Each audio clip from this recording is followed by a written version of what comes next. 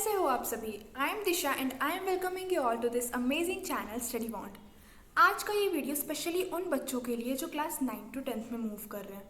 And I really feel कि अभी आपको कितना टेंशन हो रहा होगा, आपके ऊपर कितना प्रेशर है। और एक बात बताऊँ, टेंशन होना अच्छी बात है, क्योंकि टेंशन होना उस बच्चे की निशानी होती है जो अपने पढ़ाई को लेके सीरियस है। एंड आई रियली फील कि आप अपने पढ़ाई को लेके सीरियस है।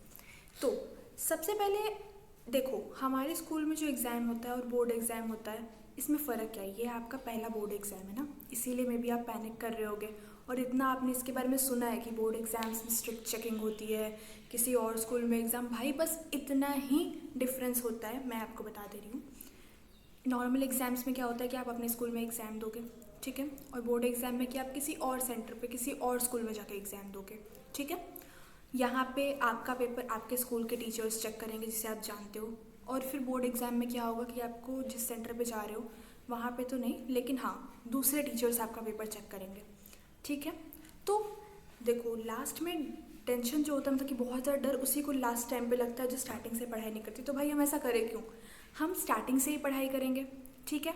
तो इसमें होगा ये अब कि मैं आपको वो टिप्स बताने जा रही हूँ, कुछ ऐसे टिप्स बताने जा रही हूँ जो अगर आप अभी से लेके एंड तक फॉलो करते हो तो आप जो भी स्कोर अचीव करना चाहते हो, जो भी आपका एम है कि आपको क्लास 10th में कितने परसेंटेज लाने हैं, जो भी आप अचीव करना चाहते हो वो आप डेफिनेटली अचीव कर पाओगे।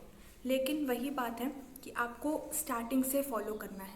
ये नहीं कि आज मेरी स्ट्रैटेजी वीडियो देखी तो कल किसी और की देखी, एक देखो और उसी को फॉलो करो, ठीक है। तो चलिए स्टार्ट करते हैं।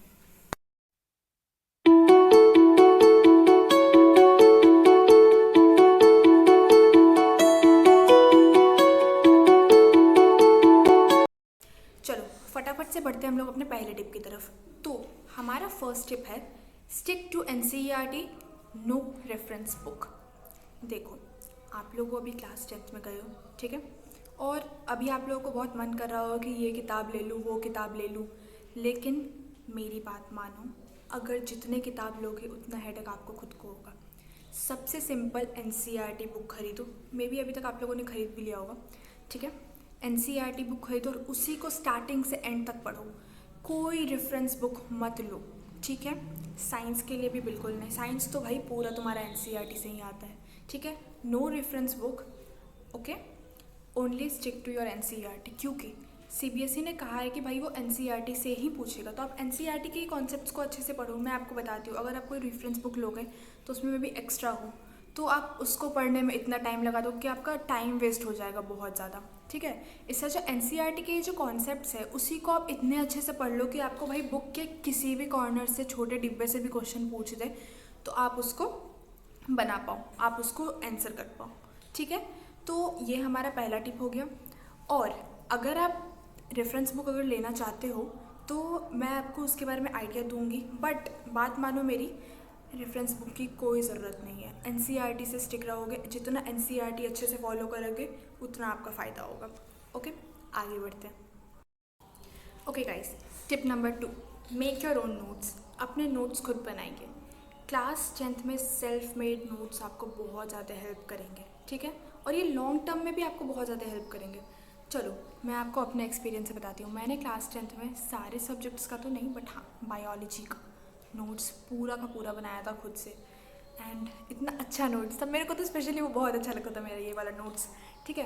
तो मैं आपको, और उस नोट से जो मुझे समझ में आता था ना, वो मेरे पास इतने बड़े बड़े टीचर्स, समृद्धि मैम, ठीक है, बायो तो मैं उनसे ही पढ़ती थी, पीडब्ल्यू का मैंने बैच ज्वाइन किया हुआ था, उनके नोट्स भी थे।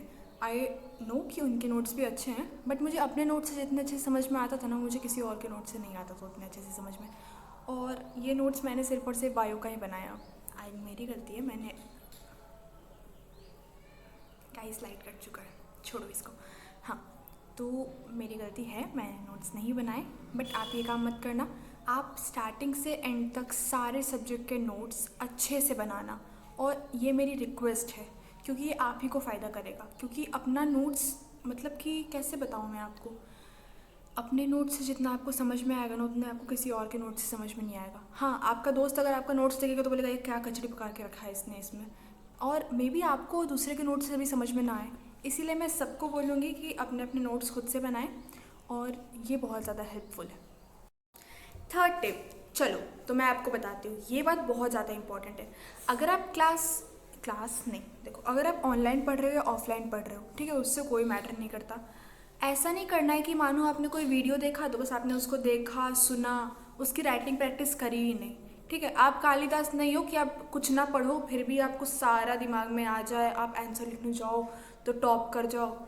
आपको राइटिंग प्रैक्टिस करनी पड़ेगी, चाहे आप कितना भी कॉन्सेप्ट आपके दिमाग में बैठ जाए, एट लास्ट आपको आपकी राइटिंग काम आएगी। राइटिंग यानी हैंड राइटिंग नहीं, हाँ हैंड राइटिंग भी काम आती है, बट अगर ऐसा होना चाहिए हैंड राइटिंग की टीचर को समझ में आ जाए, ठीक है।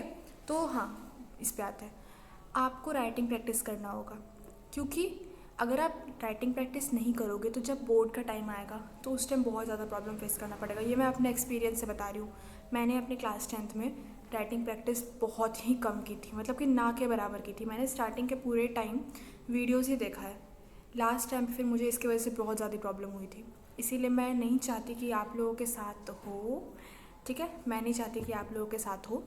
इसीलिए मैं बोल रही हूँ कि आप स्टार्टिंग से ही कोई भी चैप्टर पढ़ते हो उसके बाद ही उस चैप्टर के क्वेश्चंस लगा लो और टेस्ट्स देते रहो। इससे आपकी राइटिंग प्रैक्टिस भी होंगी, आपका कॉन्फिडेंस भी बूस्टअप होगा और ये आपको बहुत ज़्यादा हेल्प करेगा अपने आपके बोर्ड एग्ज़ाम के टाइम में। चलिए आगे बढ़ते हैं। Tip number 4, revision revision revision. मानो आपने कोई चैप्टर पढ़ा, आपने पढ़ा अपना फर्स्ट चैप्टर, उसके बाद आपने पढ़ा अपना सेकंड, फिर थर्ड, ऐसे करते करते आप अपना 7 to 8 चैप्टर पढ़ लिए। उसके बाद आपकी टीचर का मन किया कि वो ले आपका टेस्ट, ओके। और फिर जब आपने क्वेश्चन पेपर देखा तो आप सोचोगे, आप ऐसा सोच रहे होगे कि ये क्वेश्चन देखा देखा तो लग रहा है बट मुझे याद नहीं आ रहा कि इसका आंसर क्या होगा। और ये सिर्फ और सिर्फ इसीलिए हो रहा है क्योंकि तुम हो गजनी, तुमने नहीं किया रिविज़न। इसीलिए रिवीजन बहुत ज़्यादा इम्पॉर्टेंट होता है, क्योंकि आप पीछे का पढ़ा हुआ भूल ना जाओ, इसीलिए हम करते हैं रिवीजन। और एग्ज़ाम में तो ये बहुत ज़्यादा इम्पॉर्टेंट होता है। और ऐसे टाइम पे रिवीजन नहीं करना है, मानो कि ऐसा नहीं कि पूरा सिलेबस कंप्लीट हो जाए उसके बाद मैं सोच रहा हूँ कि मैं वापस पूरे के रिवीजन करूँगा। आपको डेली बेसिस पे रिवीजन करना है। आपने आज पूरे दिन में कुछ भी पढ़ा, ठीक है, रात में सोने से पहले एक बार पन्ने पलट के देख लो कि क्या पढ़ा, ठीक है। ऐसा ही आप मंडे टू सैटरडे करो, उसके बाद संडे को कुछ नया मत पढ़ो, ठीक है। जितना भी वीक में आपने पढ़ा, इस वीक में आपने जितना ही पढ़ा उसको पूरे को बैठ के अच्छे से रिवीजन करो, ठीक है, उसका पूरा रिवीजन अच्छे से करो। इससे जो भी आपका कॉन्सेप्ट होगा वो आपके दिमाग में लॉन्ग टर्म तक फिट होगा सॉरी, ठीक है। इसीलिए रिवीजन बहुत ज़्यादा इंपॉर्टेंट होता है। मैं भी नहीं करती थी अपने इसमें रिवीजन, लिटरली मैं आपको बता रही हूँ, मैं ऐसी बच्ची थी कि अभी मैं सोच रही हूँ कि मैं खुद स्टडी टिप दे रही हूँ आप लोगों को, लेकिन हाँ मैं दे रही हूँ क्योंकि मैं चाहती हूँ कि आप वो गलती ना करो जो मैंने अपने क्लास 10th में की, ठीक है। So last but not the least and very important topic which is consistency. आपको कंसिस्टेंसी मेंटेन करके रखना होगा, क्योंकि आप जो भी आपका एम है कि आपको 90% लाना है, 95% लाना है, 100% लाना है, वो तभी हो सकता है जब आप कंसिस्टेंट रहोगे। रोज़ पढ़ो, थोड़ा पढ़ो, बैकलॉग्स मत होने दो, क्योंकि बैकलॉग्स भाई सबसे ख़राब चीज़ होता है। एक बार अगर बन गया तो ख़त्म तो होगा नहीं, और ऊपर से आपके ऊपर बहुत ज़्यादा प्रेशर आ जाएगा। जैसा कि हमने स्टार्टिंग में ही बात किया था कि जो बच्चे लास्ट में जाके पढ़ना स्टार्ट करते हैं उसी को डर लगता है। तो भाई हम क्यों ना स्टार्टिंग से क्यों ना पढ़े और कंसिस्टेंट क्यों ना रहें, ठीक है। तो आपको बस यही करना है, अभी आपकी स्टार्टिंग है तो अभी भी आप कंसिस्टेंट रह सकते हो। जिस भी दिन आपको पढ़ने का मन नहीं करता है उस दिन आप थोड़ा सा बस, मतलब कुछ भी, जो भी आपका फेवरेट सब्जेक्ट है वही पढ़ लो, लेकिन थोड़ा पढ़ लो, ठीक है। एक भी दिन मिस मत जाने दो, ओके। तो ये जो बात है ये मैं आपको इसीलिए बता रही हूँ क्योंकि ये सिर्फ और सिर्फ आपको क्लास 10th में काम नहीं देगा, ये आपको आपके लाइफ में भी काम देगा। सिर्फ और सिर्फ क्लास 10th में नहीं, आप आगे चाहे किसी भी चीज़ की प्रिपरेशन करोगे ये हर जगह आपको काम देगा, ठीक है। तो लास्ट में कंसिस्टेंट रहिए, बैकलॉग्स मत बनने दीजिए, okay. So that's all for today. अगर आपको ऐसे ही और वीडियोस चाहिए तो कमेंट में बताएं, और तब तक के लिए शेयर करें हमारे इस चैनल को अपने फ्रेंड्स के साथ। इस वीडियो को शेयर करें अपने फ्रेंड्स के साथ, ऐसे फ्रेंड्स जो कि सच में पढ़ना चाहते हैं, जिनको बिल्कुल समझ में नहीं आ रहा कि वो कैसे पढ़ें।